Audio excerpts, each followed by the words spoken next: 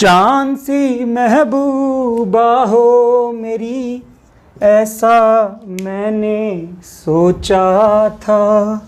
हाँ तुम बिल्कुल वैसी हो जैसा मैंने सोचा था। जी हाँ, आज हम उसी चांद के बारे में बात करने वाले हैं जिस चांद ने न जाने कितने लोगों की रातों की नींद उड़ा दी है। कितने ही बॉलीवुड के गाने इस चांद पर बने हैं और कितने ही वैज्ञानिक इसके रहस्यों को सुलझाने के लिए रात दिन लगे हुए हैं। तो आज इसके एक एक फैक्ट के बारे में मैं आप लोगों को बताने वाला हूं। तो आइए शुरू करते हैं। तो ये सारे फैक्ट्स हम लोग आज चंद्रमा के बारे में पढ़ने वाले हैं। सबसे पहले अगर मैं बात करूं, जो हमारा मून है या चंद्रमा है, इसकी स्टडी को हम क्या कहते हैं, इसके अध्ययन को क्या कहते हैं? तो चंद्रमा के अध्ययन को कहा जाता है सेलेनोलॉजी। तो study of moon is known as selenology. जैसे हम पृथ्वी के अध्ययन के विज्ञान को भूगोल कहते हैं या ज्योग्राफी कहते हैं। दूसरी बात, पहला व्यक्ति चंद्रमा की सतह पर कौन उतरा था? तो पहले मैं आप लोगों को बता दूं, अभी तक कुल 12 जो है लोग चंद्रमा की सतह पर उतर चुके हैं और ये 12 के 12 जो लोग हैं ये यूएसए के हैं। ये 12 के 12 जो खगोल शास्त्री हैं, एस्ट्रोनॉमर हैं, ये यूएसए के हैं। कुल 12 खगोल शास्त्री या 12 व्यक्ति चंद्रमा की सतह पर उतर चुके हैं। इनमें सबसे पहले अगर मैं बात करूं तो सबसे पहले उतरने वाला व्यक्ति था नील आर्मस्ट्रॉन्ग, और दूसरा जो व्यक्ति था उसका नाम था एडविन एल्ड्रिन। एडविन एल्ड्रिन और नील आर्मस्ट्रॉन्ग ये दोनों गए थे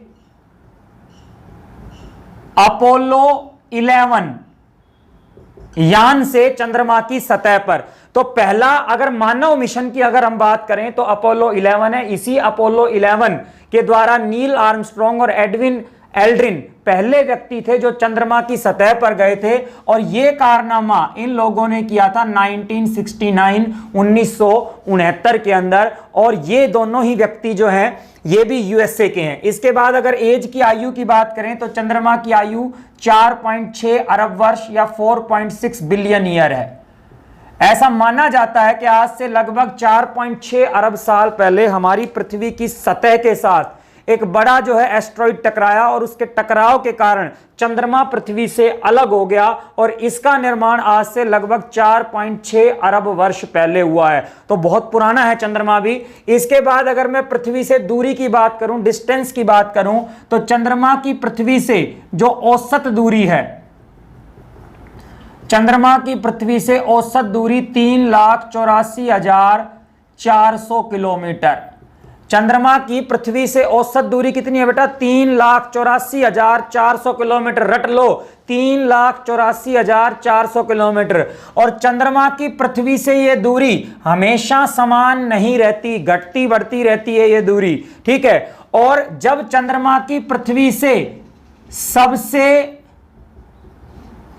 कम दूरी होती है, मिनिमम डिस्टेंस होता है, और जब चंद्रमा की पृथ्वी से सबसे अधिक दूरी होती है, मैक्सिमम डिस्टेंस होता है, तो इस स्थिति को हम क्या कहते हैं? याद कीजिए, मैंने आप लोगों को सन के बारे में पढ़ाया था। सन का वीडियो का लिंक जो है डिस्क्रिप्शन बॉक्स में दिया हुआ है, ऊपर आई बटन में भी आप देख सकते हैं। सन के बारे में उसमें मैंने पूरी जानकारी दी थी और उसमें मैंने आपको बताया था कि पृथ्वी की सूर्य से सबसे कम दूरी और सबसे अधिक दूरी को क्या कहते हैं। वहां पर मैंने बताया था सबसे कम दूरी को पेरीहिलियन या हम उपसौर कहते हैं और सबसे अधिक दूरी को अपसौर या एपीहिलियन कहते हैं। ऐसे ही चंद्रमा की पृथ्वी से जो सबसे कम दूरी होती है इसको कहा जाता है उपभू। क्या कहा जाता है? उपभू। और इंग्लिश में जो उपभू है इसको हम बोलते हैं पेरिगी, ठीक है। जबकि चंद्रमा की पृथ्वी से सबसे अधिक दूरी जो होती है इसको हम बोलते हैं अपभू, और इसको हम बोलते हैं बेटा एपोगी इंग्लिश में। तो पेरोगी और एपोगी क्या है? चंद्रमा और पृथ्वी के बीच सबसे कम और सबसे अधिक दूरी को कहा जाता है। इसके अलावा एक फैक्ट मैं आप लोगों को और बता देता हूं कि जो चंद्रमा है वो पृथ्वी से प्रति वर्ष हर साल लगभग 1.5 इंच पर ईयर प्रतिवर्ष की गति से दूर जा रहा है। चंद्रमा हर साल लगभग 1.5 इंच प्रतिवर्ष की गति से दूर जा रहा है। और जब चंद्रमा का आज से 4.6 अरब वर्ष पहले निर्माण हुआ था, उस समय चंद्रमा पृथ्वी के बहुत नजदीक था, केवल 22,000 किलोमीटर दूर था चंद्रमा पृथ्वी से। ठीक है, और आज ये इस प्रकार से धीरे धीरे दूर जाता हुआ 3,84,400 किलोमीटर दूर चला गया। ऐसा माना जाता है कि लगभग आज से 6 अरब वर्ष के बाद चंद्रमा हमारी पृथ्वी से इतना दूर चला जाएगा कि केवल एक तारे के रूप में हमें दिखाई देगा। इसके बाद अगर मैं साइज की बात करूं, आकार की बात करूं, तो चंद्रमा का आकार पृथ्वी के आकार का 1/4 है, यानी कि हमारी पृथ्वी के अंदर 4 चंद्रमा समा सकते हैं। तो चंद्रमा जो है बहुत छोटा नहीं है पृथ्वी से। जैसे अगर सूर्य और पृथ्वी की हम तुलना करते हैं तो सूर्य पृथ्वी से 13 लाख गुना बड़ा है, लेकिन चंद्रमा पृथ्वी के आकार का केवल 1/4 है। 4 चंद्रमा बराबर 1 पृथ्वी। और इस कारण से जो चंद्रमा है उसका आकार पृथ्वी से बहुत कम नहीं है। और इसी कारण से अगर मैं बात करूं कि चंद्रमा का पृथ्वी के ऊपर गुरुत्वाकर्षण भी बहुत अधिक लगता है, इसका प्रभाव बहुत अधिक पड़ता है। अगर मैं चंद्रमा के गुरुत्वाकर्षण की बात करूं तो चंद्रमा का गुरुत्वाकर्षण पृथ्वी के गुरुत्वाकर्षण का 1/6 है केवल। ठीक है, अब देखिए चंद्रमा का आकार 1/4 है, गुरुत्वाकर्षण 1/6। अब इनके प्रभाव मैं आप लोगों को बता देता हूं। देखिए, अगर चंद्रमा का गुरुत्वाकर्षण पृथ्वी के गुरुत्वाकर्षण का 1/6 है तो इसके कारण होता क्या है, जो हमारा चंद्रमा है इसके ऊपर जो वस्तु पृथ्वी के ऊपर 60 केजी की होगी, 60 किलो की होगी, वो चंद्रमा के ऊपर उसका वजन कितना होगा बेटा? 10 केजी का। भाई ग्रेविटी जो है, खिंचाव, गुरुत्वाकर्षण क्या होता है? खिंचाव वाला बल जो होता है उसको हम ग्रेविटी कहते हैं। किसी भी चीज की दूसरी चीज को खींचने की क्षमता, और चंद्रमा की किसी भी चीज को खींचने की क्षमता पृथ्वी की तुलना में 1/6 है। और इसीलिए कोई भी वस्तु जो पृथ्वी पर 60 किलो की है वो चंद्रमा पर कितने की हो जाएगी? 10 केजी की। या मैं कहूं कोई भी वस्तु पृथ्वी पर 100 किलो की है, चंद्रमा पर 16.66 केजी की रह जाएगी। ठीक है, और इतना अधिक गुरुत्वाकर्षण होने के कारण जो है ये चंद्रमा पृथ्वी को अपनी ओर आकर्षित करता है। और इसी गुरुत्वाकर्षण के बैलेंस के कारण जो है हमारी पृथ्वी अपने अक्ष पर 23.5 डिग्री झुकी हुई है। हमने पृथ्वी के बारे में भी पढ़ा था। आप पृथ्वी के बारे में जितने भी फैक्ट्स हैं वो देख सकते हैं, लिंक आई बटन में, डिस्क्रिप्शन में मैंने दिया हुआ है उस वीडियो का भी, कि पृथ्वी अपने अक्ष पर झुकी हुई है 23.5 डिग्री हम पढ़ते हैं, जिसके कारण मौसम परिवर्तन होते हैं। और ये झुकाव भी कहीं ना कहीं चंद्रमा के गुरुत्वाकर्षण के कारण है। चंद्रमा का ग्रेविटेशनल जो पुल है अर्थ को भी अपनी ओर कहीं ना कहीं आकर्षित करता है, जिससे पृथ्वी अपने अक्ष पर 23.5 डिग्री झुकी हुई है। अगर चंद्रमा नहीं होता तो पृथ्वी अपने अक्ष पर क्या तो बहुत अधिक झुकी होती या बहुत कम झुकी होती, 23.5 डिग्री के ऊपर बैलेंस बनाकर नहीं रख पाती। ठीक है, इसके बाद मैं साइज की बात कर रहा था, अभी 1/4 आकार है चंद्रमा का पृथ्वी के आकार का। और चंद्रमा हमारे सौर मंडल का 5वां सबसे बड़ा उपग्रह है, 5वां सबसे बड़ा उपग्रह है। मैंने आप लोगों को पिछले वीडियो में बताया था कि हमारे सौर मंडल का सबसे बड़ा उपग्रह गैनीमेड है, गैनीमेड जो कि बृहस्पति का उपग्रह है। और 5वां सबसे बड़ा उपग्रह जो हमारे सौर मंडल का है वो कौन सा है भाई? चंद्रमा है। और चंद्रमा किसका उपग्रह? पृथ्वी का उपग्रह। तो आकार में और ग्रेविटी में बहुत ज्यादा अंतर नहीं है पृथ्वी से चंद्रमा का। और इतना अगर मैं दोनों के रेशो की बात करूं पृथ्वी और चंद्रमा के, तो इतना बड़ा उपग्रह किसी भी और ग्रह के पास नहीं है। अगर गैनीमेड की बात करें, ठीक है ओवरऑल वो सबसे बड़ा है, लेकिन बृहस्पति और उसके आकार में बहुत अधिक अंतर है। ठीक है, हजारों गुना अंतर है, लेकिन यहां पर केवल 1/4 का अंतर है। इसके बाद अगर वातावरण की बात करें तो चंद्रमा के ऊपर कोई भी एटमॉस्फेयर नहीं है, नो एटमॉस्फेयर। वातावरण चंद्रमा के ऊपर मौजूद नहीं है। और चंद्रमा के ऊपर वातावरण नहीं होने के कारण क्या होता है? पहली बात तो चंद्रमा के ऊपर आपको आकाश काला, ब्लैक स्काई दिखाई देगा। आकाश कैसा दिखाई देगा भाई? काला आकाश दिखाई देगा। क्यों दिखाई देगा? क्योंकि स्कैटरिंग ऑफ लाइट नहीं होता। सूर्य के प्रकाश का प्रकीर्णन नहीं होता। स्कैटरिंग ऑफ लाइट आप साइंस में पढ़ते हैं। जब सूर्य का श्वेत प्रकाश वायुमंडल में मौजूद हवा के कणों और धूल कणों के साथ टकराता है तो अलग अलग रंगों में बिखर जाता है, उसको हम स्कैटरिंग ऑफ लाइट कहते हैं या सूर्य के प्रकाश का प्रकीर्णन कहते हैं। लेकिन यहां पर वातावरण नहीं होने के कारण यहां पर सूर्य के प्रकाश का प्रकीर्णन नहीं हो पाता और जिसके कारण यहां पर आकाश कैसा दिखाई देता है? काला। दूसरा बात, अगर हम बात करें चंद्रमा पर नो साउंड, ध्वनि सुनाई नहीं देती। चंद्रमा पर कोई भी साउंड सुनाई नहीं देगा, चाहे आप कितनी भी जोर से जो है किसी को गाली बकलो चंद्रमा के ऊपर, उसको गाली सुनाई नहीं देगी। तो किसी से बदला लेना हो तो पहले चंद्रमा पर ले जाओ और वहां पर फिर जी भर के उसको जो है बढ़िया बढ़िया एक एक नंबर वाली गाली सुनाओ, तो वहां पर उसको गाली सुनाई नहीं देगी। आप सपना चौधरी के गाने सुनना चाहते हैं, वहां पर जाकर डीजे चलाना चाहते हैं, नहीं सुनाई देंगे आपको, क्योंकि वहां पर मीडियम नहीं है। वायुमंडल के अंदर मौजूद गैसें ध्वनि तरंगों के लिए माध्यम का काम करती है और वहां पर मीडियम ना होने के कारण वहां पर आपको ध्वनि सुनाई नहीं देगी। आकाश काला दिखाई देगा, साउंड आपको वहां पर सुनाई नहीं देगी। और इसके अलावा चंद्रमा की सतह पर बड़े बड़े गड्ढे या मैं कहूं क्रेटर जो मौजूद हैं वो भी इसी कारण से मौजूद है। मैंने आपको पहले वाले वीडियोस में बताया था कि हमारी पृथ्वी के चारों ओर वातावरण एक सुरक्षा कवच है, जिसके कारण पृथ्वी की तरफ जो एस्ट्रॉइड्स आते हैं, ठीक है, उसको हमारा वातावरण जलाकर नष्ट कर देता है और जिससे वो हमारी धरती से नहीं टकरा पाते।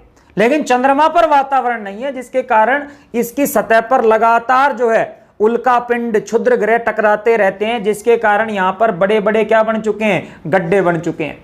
ठीक है, इसके बाद अगर हम बात करें सतह का कितना भाग देख सकते हैं हम चंद्रमा का पृथ्वी से, तो we are able to see only 57% part of moon from earth. हम चंद्रमा से पृथ्वी का केवल 57% भाग ही देख सकते हैं और वो भी एक तरफ वाला ही, one side, only one side देख सकते हैं हम। दूसरी उसकी साइड जो 43% एरिया है उसको हम नहीं देख सकते। और जो आपको चंद्रमा पूर्णिमा को दिखाई देता है, आप कहोगे वो तो पूरा दिखाई देता है, बेटा वो पूरा नहीं दिखाई देता, वही है 57%।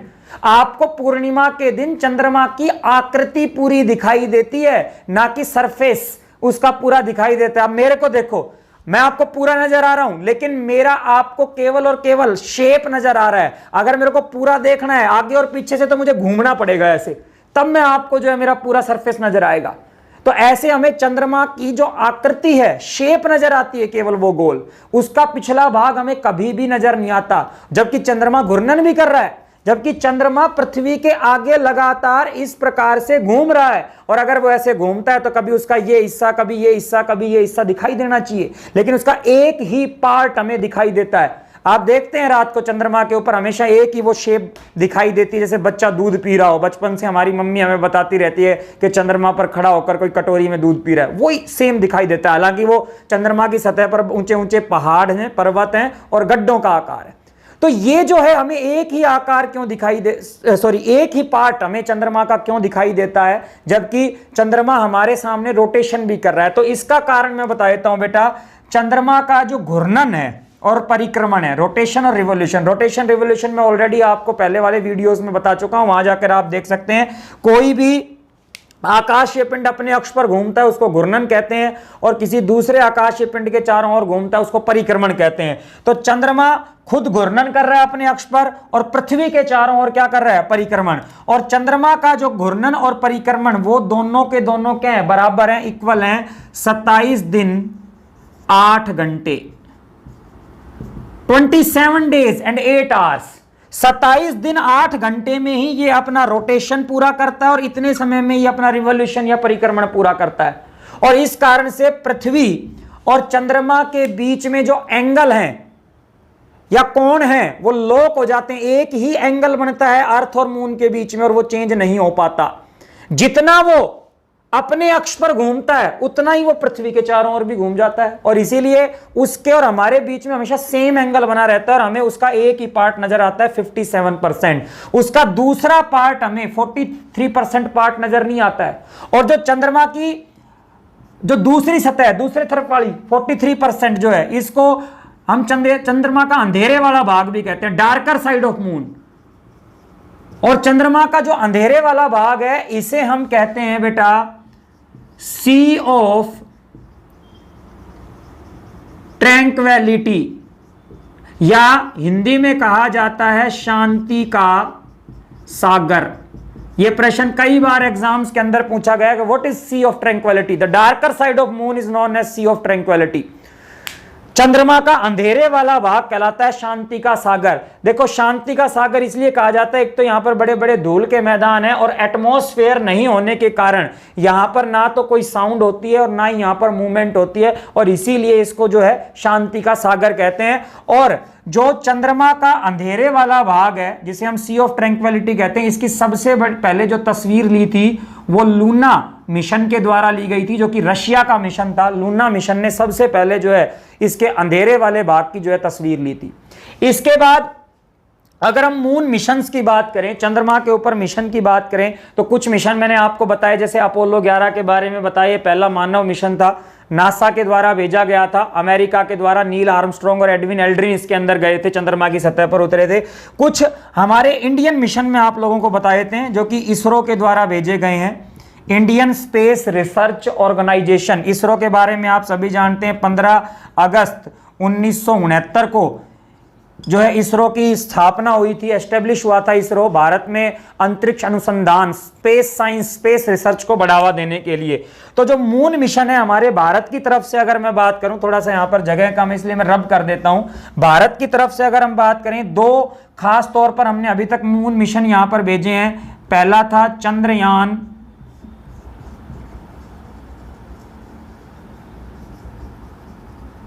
1 और दूसरा था हमारा चंद्रयान 2। हमने 2 मून मिशन अभी तक मून के ऊपर भेजे हैं। चंद्रयान 1 जो भेजा गया था ये 22 अक्टूबर 2008 को भेजा गया था, और चंद्रयान 2 की जो डेट थी वो थी बेटा 22 जुलाई 2019।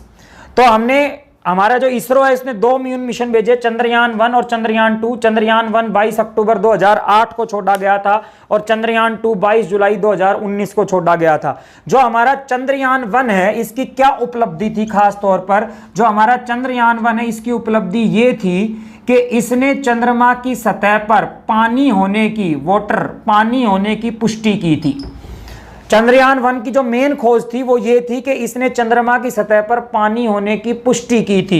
इसके बाद अगर मैं बात करूं चंद्रयान 2, देखो चंद्रयान 2 कुछ हद तक हमारा सफल रहा मिशन, लेकिन 1% ये जो है विफल हो गया, क्योंकि इस चंद्रयान 2 मिशन की सॉफ्ट लैंडिंग नहीं हो पाई, हार्ड लैंडिंग हुई, मतलब ठीक ढंग से उतर नहीं पाया ये। अगर हम इस चंद्रयान 2 मिशन के बारे में थोड़ी सी आप लोगों को जानकारी देना चाहें तो जो चंद्रयान 2 मिशन था इसके अंदर 3 पार्ट थे। जो पहला पार्ट था, फर्स्ट पार्ट था चंद्रयान 2 के अंदर, उसको हमने कहा ऑर्बिटर। 3 मशीनें गई थी हम ये कह सकते हैं इसके अंदर। जो दूसरा पार्ट था वो इसका था लैंडर, और जो तीसरा पार्ट इसका था वो इसका था रोवर। ये 3 पार्ट थे चंद्रयान 2 मिशन के। अगर मैं ऑर्बिटर की बात करूं, ये ऑर्बिटर क्या था? ऑर्बिटर का मतलब चक्कर लगाने वाला यंत्र। ये ऑर्बिटर का काम ये था कि ये चंद्रमा जो है इसके चारों ओर चक्कर लगाएगा और वहां से इसकी क्या लेगा, तस्वीर लेगा, उसके फोटोग्राफ्स लेगा और उसकी जानकारी लेकर जो है हमारी धरती तक भेजेगा। ऑर्बिटर हमारा सफल रहा। जो हमारा चंद्रयान 2 था इसके अंदर जो ऑर्बिटर था वो हमारा सफल रहा। वो अभी भी जो है चंद्रमा का चक्कर लगा रहा है। पीछे भी उसने चंद्रमा की एक तस्वीर भेजी, वहां पर एक क्रेटर की खोज की है, लगभग 7 किलोमीटर व्यास वाला क्रेटर उसने खोजा है, जिसका नाम डॉक्टर विक्रम साराभाई क्रेटर रखा हुआ है। ये मैंने आपको करंट अफेयर के वीडियो के अंदर बताया था, डॉक्टर विक्रम साराभाई क्रेटर। विक्रम साराभाई जो कि भारत के अंतरिक्ष कार्यक्रम के पितामह कहे जाते हैं, फादर कहे जाते हैं। तो ऑर्बिटर अभी भी काम कर रहा है। जो लैंडर था, लैंडर का नाम जो हमने रखा था वो रखा था विक्रम। ये डॉक्टर विक्रम साराभाई के नाम पर ही रखा गया था, लैंडर का नाम विक्रम। और जो ये विक्रम था ये सतह पर उतरा तो, लेकिन इसकी सॉफ्ट लैंडिंग नहीं हुई, हार्ड लैंडिंग हुई। मतलब जब सतह पर उतरा तो इसका संपर्क हमसे टूट गया और इस कारण से ये मिशन क्या हो गया, विफल हो गया। बाद में भारतीय मूल के एक नासा के वैज्ञानिक ने इसका जो है मलबा भी खोज निकाला था चंद्रमा की सतह पर। और जो रोवर था, रोवर एक प्रकार का रोबोट था और प्रज्ञान इसका नाम रखा गया था इस रोबोट का। इस रोवर का। जब ये लैंड करता विक्रम तो इसके अंदर से एक रोबोट निकलता और वो चंद्रमा की सतह की मिट्टी वगैरह के या सतह के नमूने हमको लेकर भेजता। लेकिन जब यही विफल हो गया तो आगे जो है रोवर वो तो आगे जो है काम कर ही नहीं पाया।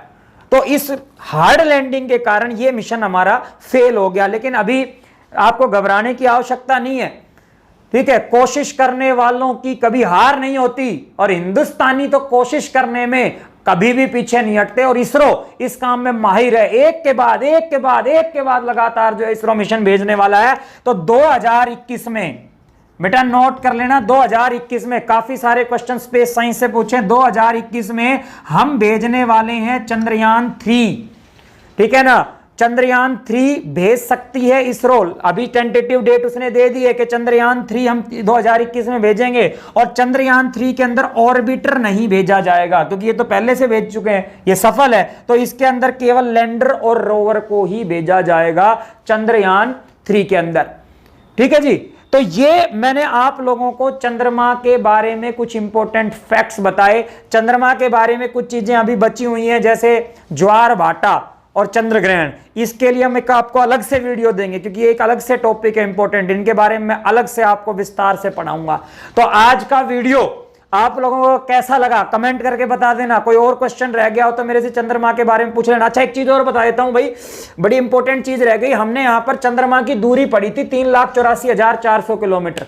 अब इसके आधार पर मैंने आपको पहले बता दिया, दूरी के आधार पर प्रकाश किसी भी आकाशीय पिंड पर कितनी देर में पहुंचेगा ये मैंने आपको निकालना बताया था कि जो स्पीड ऑफ लाइट है, प्रकाश की चाल कितनी होती है, 3 लाख किलोमीटर पर सेकंड प्रकाश की चाल होती है। अब चंद्रमा हमसे कितना दूर है, 3,84,400 किलोमीटर। तो लाइट 3 लाख ट्रेवल करने में 1 सेकंड लेगी और 84,400 मतलब 0.3 के लगभग। तो 1.3 सेकंड के आसपास, एग्जैक्ट ये 1.27 सेकंड है, लेकिन राउंड ऑफ में बात करें 1.3 सेकंड के अंदर चंद्रमा का प्रकाश है वो हमारी पृथ्वी तक पहुंच जाएगा। तो ये कुछ फैक्ट हैं चंद्रमा के बारे में। अगर आपको ये वीडियो अच्छा लगा तो शेयर कर देना, लाइक कर देना, चैनल को सब्सक्राइब कर लेना और यहीं पर कहीं बेल का आइकन है यार दबा देना उसको, ताकि नोटिफिकेशन आप तक जो है फौरन पहुंच जाए अगले वीडियो का। और कोरोना काल में हमेशा मैं कहता रहता हूं स्वस्थ रहो, सुरक्षित रहो, मेरे वीडियो देखते रहो घर पर बैठकर और अपने परिवार वालों का ध्यान रखो।